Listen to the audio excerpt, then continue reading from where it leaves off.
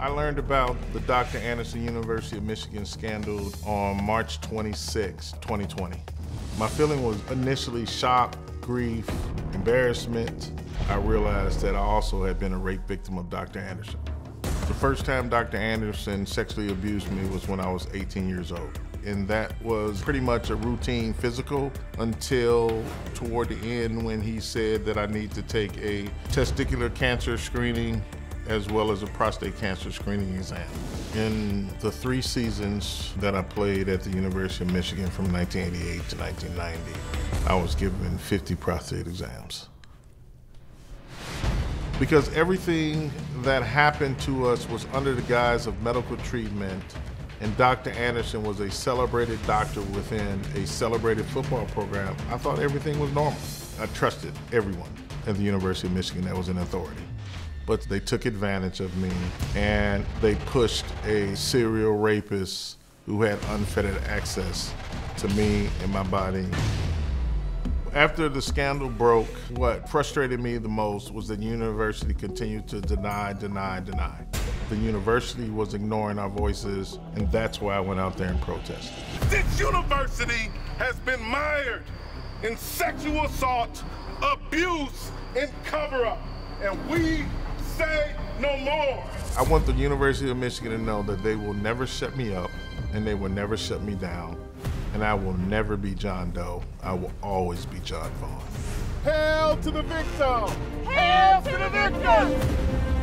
And I just want to acknowledge that before we even start. Thank you for having the courage to honor us with being here today to give a voice to this. Because a lot of people wouldn't do that, and you're doing it. Why is this so important to you? Because I think the entire recruiting process and big-time college sports needs to change. For my situation, which has been so synonymous to so many other athletes, is almost simultaneously when the University of Michigan recruited me, my mother was diagnosed with breast cancer. So they talked about my mother's breast cancer on my recruiting trip when I met Bo Schembechler. And in the first exam, they talked about cancer being in my history, and that's when I was subjected at 18 years old to my first prostate exam. Right. And so I felt like, as a 50-year-old, when I found out that I'd been a rape victim, that they had groomed me from the start. Because we've come to find out that everyone knew that this doctor was doing unnecessary medical exams. And this wasn't like a one-time deal, not that that would make it okay, but my point is this went on for, we know, at least 37 years. Yes. That this man was allegedly doing this to, we estimate, over 1,000 victims, most of them men.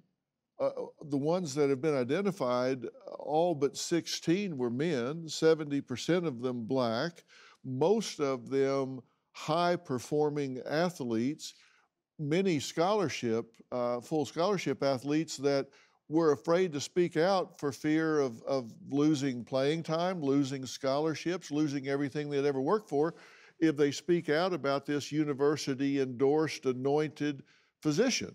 Yes. So a person in authority, a person in power, and of course, you're 18. How many physicals, full physicals, has you had before that? I just had physicals just to be able to participate in activities going into school. So you weren't a sophisticated consumer of medical services. No, I didn't know what a prostate was at 18. Right. And how many times do you, in looking back and going over your records and your history, how many times do you think you were violated by this man? I had my first prostate exam at 18, and I had 49 more before I left the university. 49 more? 20. Yes, sir. So 50 times yes, you were raped by this person?